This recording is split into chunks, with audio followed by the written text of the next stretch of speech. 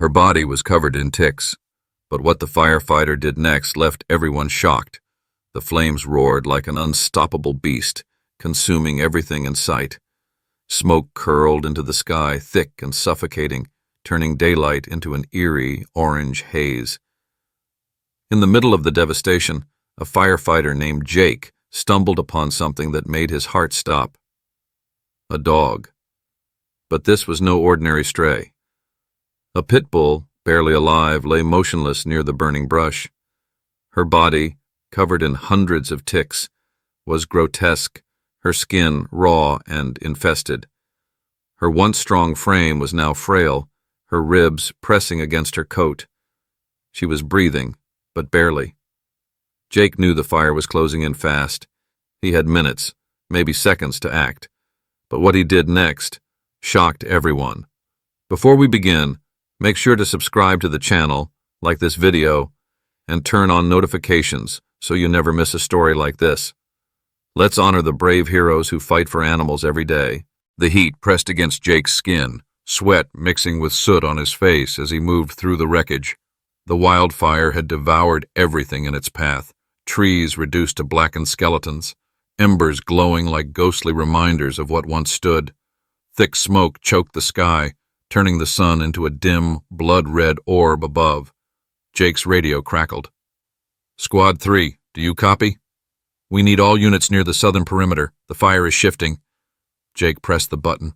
"I hear you, but I found something. A living thing." A pause. Then his captain's voice came through. "Jake, there's no time. You need to get out of there." But Jake wasn't listening anymore. He had seen movement just beyond the crumbling remains of a fence. He stepped closer, his boots crunching against the scorched earth. His pulse quickened.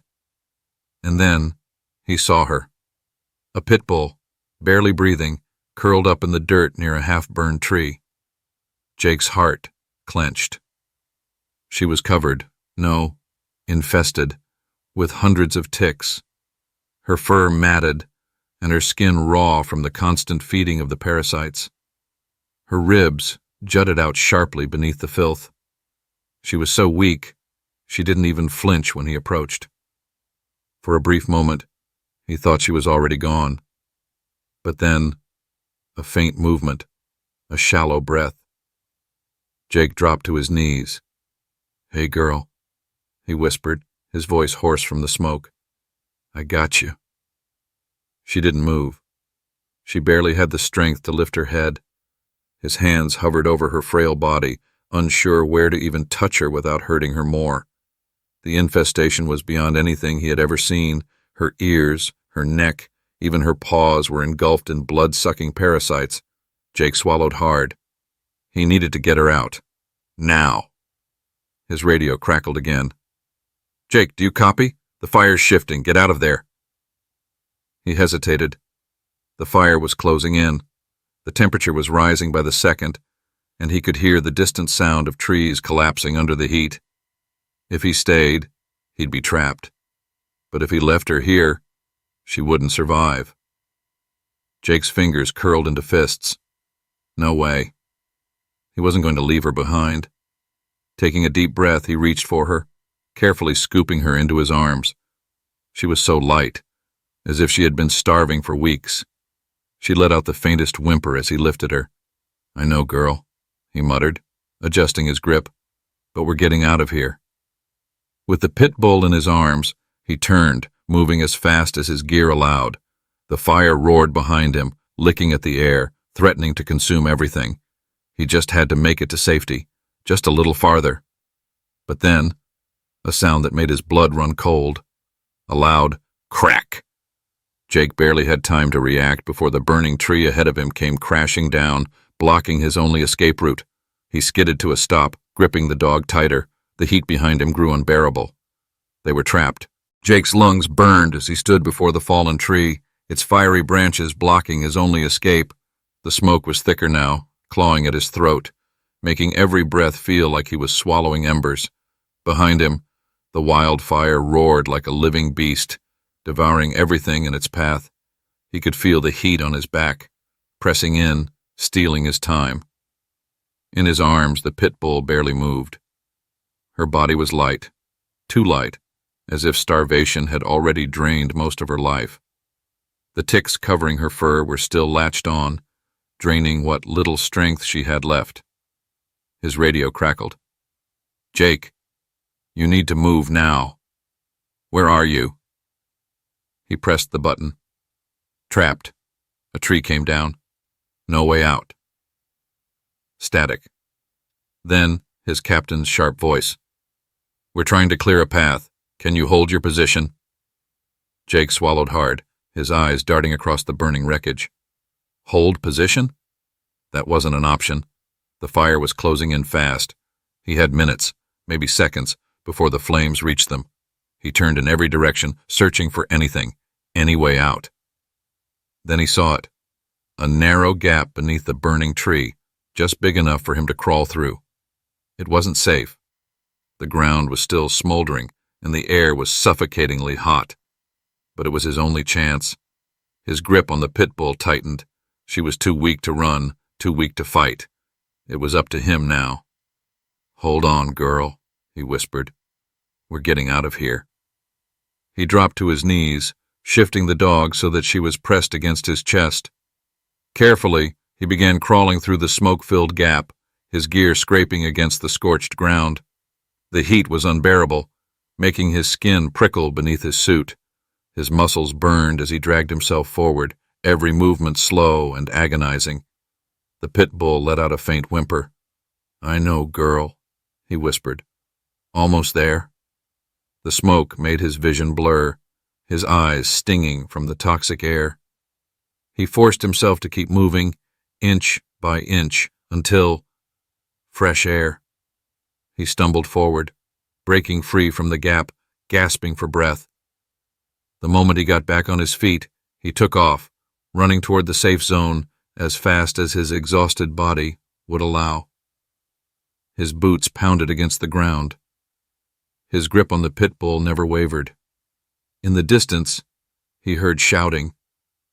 "Jake! Over here!" Through the haze, he saw figures emerging, his team running toward him. Relief crashed over him like a wave as strong hands grabbed him, pulling him into safety. He collapsed to his knees, still clutching the dog. His body was shaking, his lungs screaming for air. The pit bull didn't move. His heart pounded. "She needs help." Paramedics rushed forward, laying her out on a stretcher. One of them, a woman with short blonde hair, pressed 2 fingers gently against the dog's frail body. Her brow furrowed. "She's critical," she muttered. "We need to work fast." Jake hovered over them, his heart in his throat as they placed an oxygen mask over the dog's muzzle. He had pulled her from the fire, but now the real fight was about to begin. The rescue station was chaotic, paramedics and firefighters moving in every direction, treating injuries, assessing damages. But Jake could only focus on one thing: the pit bull, lying still on the stretcher, her frail body barely rising with each shallow breath. She had survived the fire, but the battle wasn't over. A medic crouched beside her, gloved hands carefully inspecting her weak frame. Severely dehydrated, malnourished, and these ticks. Her voice trailed off as she lifted the dog's ear, revealing dozens of blood-engorged parasites burrowed deep into her skin. Some had swelled to the size of grapes, clustered around her legs, stomach, and neck. The sight made Jake's stomach twist. "How bad is it?" he asked, his voice hoarse from the smoke. The medic glanced at him. "She's lost a lot of blood." She nodded toward an assistant. "Start IV fluids, and let's begin removing these." Jake watched in silence as they worked. One by one, the ticks were removed, their grotesque bodies dropping into a small dish. Every extraction left behind a tiny, raw wound, a reminder of how long she had suffered. He clenched his fists. How had no one helped her before? His captain's voice pulled him from his thoughts. "Jake!" He turned. His captain stood with arms crossed, his expression unreadable. "You did good out there," he said, nodding toward the dog. "But you risked your life. That could have gone bad." Jake ran a hand through his sweat-matted hair. "I couldn't leave her." A pause, then a sigh. "Yeah," his captain muttered. "I know." Jake looked back at the pit bull. Her breathing was still weak, her body still fighting. But for the first time, she wasn't alone. She had a chance. But then suddenly her breathing changed. A sharp, rattling sound escaped her throat. The medic's head snapped up. "Something's wrong." Jake's stomach dropped. Not now. The pit bull's body trembled. She was crashing. Jake felt his pulse spike as the pit bull's body began to tremble uncontrollably. Her breathing, which had been shallow but steady, suddenly turned into a series of ragged, uneven gasps. The medic's hands moved quickly, pressing gently against the dog's frail body, feeling for signs of distress. "She's crashing," she muttered. Her blood pressure is dropping fast. Jake's heart pounded in his chest. No, he had gotten her out. She had survived the fire. This couldn't be happening. "Do something," he demanded, stepping closer. The medic didn't look up. "We need to move fast," she said to her assistant. "Get the emergency kit, now." A second paramedic rushed forward, carrying a black medical bag. They worked swiftly, attaching a heart monitor to the dog's chest. A weak, unstable rhythm flickered across the screen. The medic's face tightened. "Her system is shutting down. It's the blood loss." Jake ran a hand over his sweat-streaked face. He had seen this before. Dogs abandoned, left to rot in the streets, covered in parasites that slowly drained the life from them. But this dog, this one had fought, and now she was losing. The medic grabbed a syringe. "We're giving her an emergency blood pressure stabilizer, but she needs a transfusion. Fast." Jake's breath hitched. A transfusion. His eyes flicked to the dog's frail body. She had suffered so much already. Would her heart even hold on? The second medic shook her head. "We don't have time to test for a match." Jake took a sharp breath. There was only one other option. "Use me." The words left his mouth before he could stop them. The entire team froze. The lead medic whipped her head around, eyes narrowing. "What?" Jake gestured at the dog. "Use my blood." Silence. Then his captain spoke. "Jake, that's not how this works." "I know it's not a perfect science." Jake cut in, his voice firm. "But she's dying right now. If we don't act, we lose her." The medic hesitated. "Human blood doesn't always work with dogs." "I've seen it work before," Jake countered. "I'll take that risk." More hesitation. The tension in the air was suffocating. Then, finally, the medic nodded. "Fine. Get him hooked up." Jake rolled up his sleeve before she could change her mind. He barely flinched as the needle pierced his vein, drawing blood into a transfusion bag. Every second felt like an eternity. The pit bull's body twitched again. Her breathing was barely there. Jake clenched his fists. "Hold on, girl. Just hold on." The moment enough blood had been drawn, the medics worked fast, hooking the bag to the IV running into the pit bull's frail leg. They all watched in silence. 1 minute passed, then another. Jake barely breathed. And then, a flicker of movement. The pit bull's ribs rose and fell, steadier this time. A faint heartbeat pulsed on the monitor. Jake felt the tension in his chest release. The medic let out a slow breath. "She's stabilizing." Jake sank into the chair, exhaustion finally catching up to him. He had given everything he could. Now it was up to her. Jake's entire body ached, but he didn't care. His blood still flowed through the IV tube, slowly entering the pit bull's frail body, giving her what she had lost. He barely felt the needle in his arm. His eyes never left her. The heart monitor beeped unevenly, the dog's weak pulse struggling to find stability. The medics were silent as they watched, their faces tight with focus. Every second felt like an eternity. Jake gritted his teeth. He had seen too many dogs die in fires, too many left behind to suffer. He had refused to let this one go up in flames. He wouldn't lose her now. The head medic, a woman named Clara, adjusted the pit bull's oxygen mask. Her body is responding, but she's not out of danger yet. She looked at Jake. We need to clear more of the dead ticks. They're still feeding on what little strength she has left. Jake didn't hesitate. Give me gloves.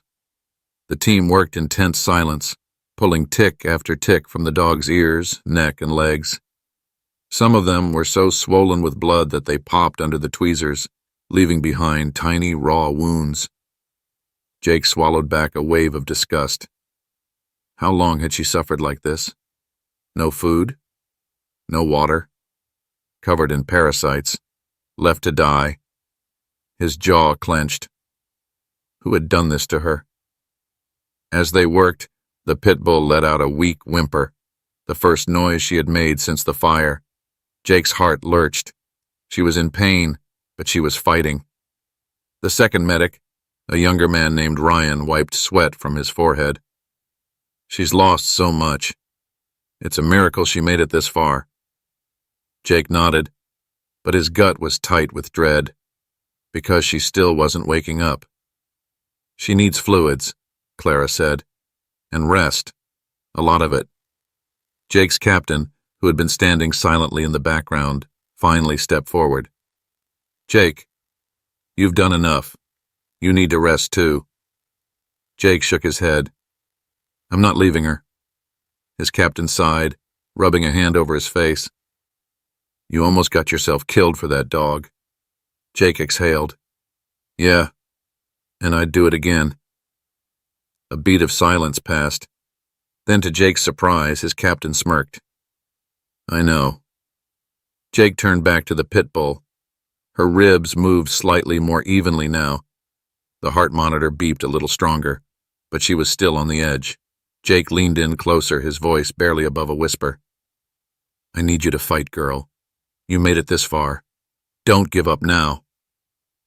For a moment, there was no response. Then, the faintest twitch of her paw. Jake's breath caught. That's it, he whispered. Come back to me. The medics exchanged looks. That's a good sign, Ryan murmured. But good signs weren't enough. Jake knew she had one more battle to win, because somewhere out there, the person who had abandoned her was still walking free, and he wasn't about to let them get away with it. Jake sat next to the pit bull, his arm still sore from the transfusion, but he didn't care. He watched her closely, her breathing now steadier but still shallow. The battle wasn't over yet. She had survived the fire, the starvation, the infestation, but she was still weak, still teetering between life and death. The station was quiet now, most of the firefighters outside assessing the wildfire damage, but Jake couldn't leave. Not yet. Not until he knew she was safe. A small sound broke through the silence. A whimper. Jake's head snapped up. The pit bull's eyes fluttered open. For a second, she seemed lost, her gaze unfocused. Then her dark, tired eyes landed on Jake. He exhaled slowly, relief hitting him like a wave. Hey, girl, he murmured. You're awake. Her ears twitched slightly, but she didn't have the strength to lift her head. Still, she was here. She was fighting. Clara, the lead medic, appeared beside them. She's lucky, she said softly. Most dogs wouldn't have made it through what she has. Jake ran a gentle hand over the pit bull's head, feeling her warmth, her fragile strength. She's a fighter. The door to the station creaked open, and Jake's captain walked in. His face was unreadable. Jake, we found something. Jake straightened. What do you mean? His captain held up his phone. One of the guys was scanning local reports. There's been a missing dog case filed over a month ago. Jake's heart skipped. You're saying someone's been looking for her? His captain's expression darkened. Not exactly. He turned the phone around, showing Jake a grainy photo of a pit bull that looked exactly like the one he had just saved. Jake took the phone, his fingers tightening around it. The dog in the picture was healthy, strong, her coat clean. But it was her. And beneath the image, the report said, "Owner claims the dog ran away. If found, return to..." Jake's blood went cold. The name on the report was a known breeder, a known illegal breeder. Jake clenched his jaw. The truth slammed into him like a punch. This dog wasn't just abandoned. She was thrown away, left to die when she was no longer useful. Clara must have seen the fire in his eyes because she touched his shoulder. "Jake, I know what you're thinking, but the law..." "I don't care about the law," he cut in. His voice was low, controlled, but filled with anger. The breeder had left her to rot, covered in parasites, starving, alone. And they had walked away, expecting no consequences. Jake stood up. "Where is this guy?" His captain sighed.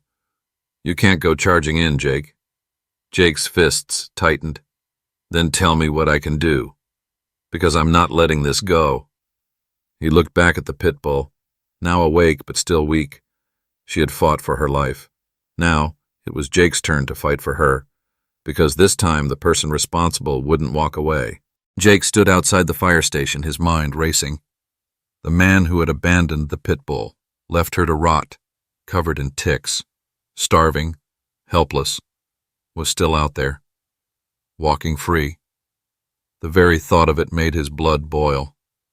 He glanced back inside the station, where she lay on a soft blanket, breathing steadily, her dark eyes watching him. She had fought for her life, survived what should have killed her. Now, she needed him to fight for her. His captain's voice pulled him from his thoughts. "Jake, you can't go after him yourself." Jake exhaled sharply. "Then what? We just let this guy keep doing this? She wasn't his first victim, and she won't be the last." His captain hesitated, then handed him a slip of paper, an address. "This is where the report was filed from," his captain said. "But I'm warning you, if this guy is involved in illegal breeding, he's dangerous. Be smart." Jake didn't respond. He was already heading for his truck. The drive felt longer than it was. His hands gripped the wheel tight, his mind replaying the moment he found her in the fire, frail, motionless, her body crawling with parasites. She had been discarded, a piece of trash to be thrown away. And Jake was done letting people get away with that. When he pulled up to the address, his gut twisted. It was an old, run-down property on the outskirts of town, surrounded by a rusted chain-link fence. A faded wooden sign was nailed to the gate. "Purebred pit bulls. Quality breeding." Jake clenched his jaw. Quality? He had seen what quality meant to people like this. He parked a few houses away, watching. The place was eerily quiet. No barking, no movement. But he knew better than to believe it was empty. He got out, walking toward the gate, his pulse hammering. He wasn't a cop. He had no badge, no warrant. But he had something stronger. The truth. And he wasn't leaving without answers. He knocked. No answer. He knocked again, harder. A moment later, the door creaked open. The man who appeared was exactly the kind of lowlife Jake expected. Mid-40s, greasy, thick arms covered in tattoos. His bloodshot eyes flicked over Jake like he was already deciding whether to be aggressive. Jake didn't wait. He held up his phone. The missing dog report displayed on the screen. "Where is she?" Jake's voice was low, controlled, but there was an edge beneath it, a dangerous one. The man squinted at the screen, then snorted. "Don't know what you're talking about." Jake stepped closer. "The pit bull, the one you dumped." The man shrugged. "Dogs run away." Jake's fists curled at his sides. That dog didn't run away. You left her for dead. The man's face twisted into something ugly. Look, I don't got time for some fireman trying to play hero. You got a problem. Call the cops. Jake's breath came hard and fast. He wanted to hit this guy, wanted to knock the smugness off his face, but then a sound, faint, coming from behind the house. A whimper. Jake's gut turned to ice. He took a step back and moved toward the side of the house. The man blocked his path. Ain't nothing back there. Jake stared him down. Move. The man didn't, but he hesitated just for a second. And that second was all Jake needed. He shoved past him, storming toward the fenced-in backyard, and what he saw made his stomach drop. Cages. Rows of them. Each one stuffed with pit bulls, some too thin, others covered in scars. Their eyes wide with fear, some cowering, others too weak to move. Jake felt his entire body go rigid with rage. The man grabbed his shoulder from behind, yanking him back. You got no right to be here. Jake spun, shoving him hard against the fence. The man grunted, but Jake didn't care. You think you can keep doing this? Jake's voice was a growl now, his body shaking with fury. Think no one's going to stop you? The man smirked, but Jake could see the crack in his confidence. People like you don't do nothing. Jake let go of him, stepping back. We'll see about that. He pulled out his phone and started dialing animal control. The smirk dropped from the man's face. It took hours, but by the end of the day, the police were there, along with animal rescue teams. Jake stood on the sidelines, watching as crate after crate of abused pit bulls were loaded into trucks, and inside the station, under the careful watch of Clara and the medics, one special pit bull was still fighting to recover. She had almost lost everything. But now, she had justice, and Jake knew in his heart, this was just the beginning. Not every rescue ends the way we hope, but every life matters. Every act of kindness, no matter how small, makes a difference. If this story touched your heart, remember, there are countless dogs out there still waiting for their chance. Consider adopting, fostering, or supporting local rescues. Subscribe to the channel, leave a like, and share this story to honor the ones who never gave up.